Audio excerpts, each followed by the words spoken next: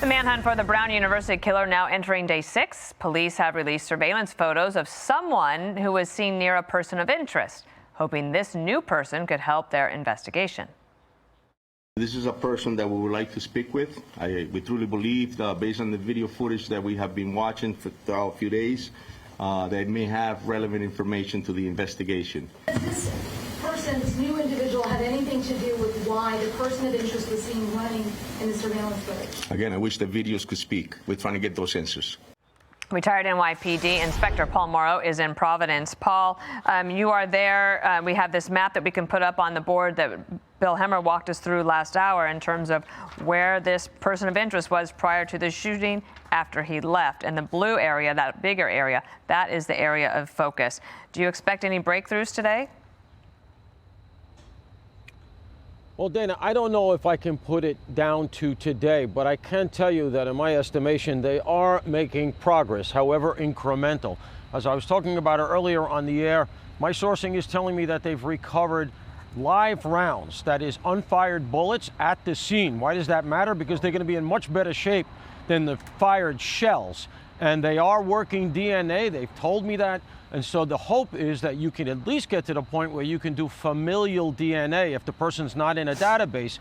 That's the technique we saw in Koberger, where you get to a relative and then you work to your principal. So the fact that they are working DNA confirmed and that there are live rounds at this scene, to me, that's a significant advance. Okay, so Paul, we've been watching these press conferences, and Frank, I don't know how you feel about it, but we're starving for more information here. Brian Yennis talked to the mayor in Providence. I'll play a clip from that right now. Watch here.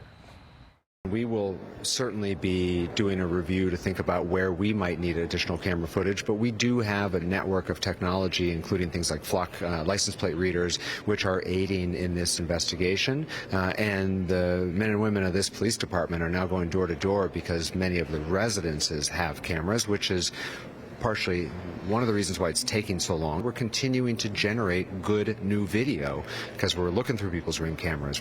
Yeah, and they will continue to do that. I thought what the police chief said, he nailed it.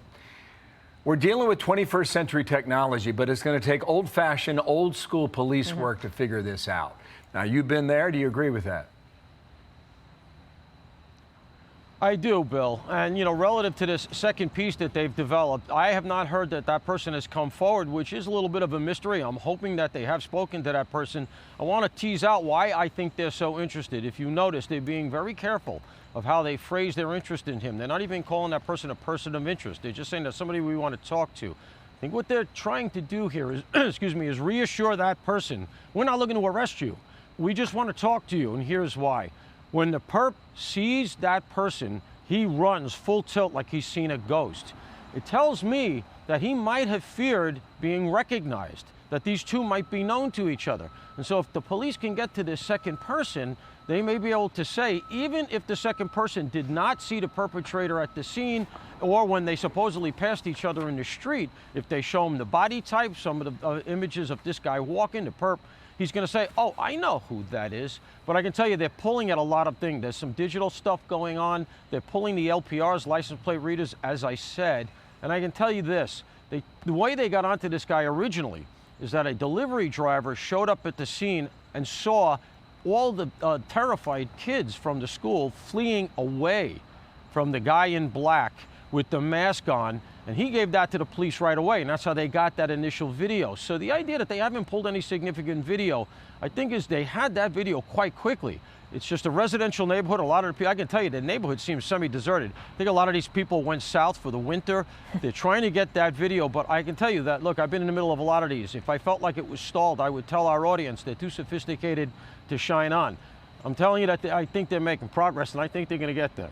Okay, good. Paul, maybe just a last point here. Do you know if for the other people that were in the classroom at the time who were not injured, have they all spoken to police?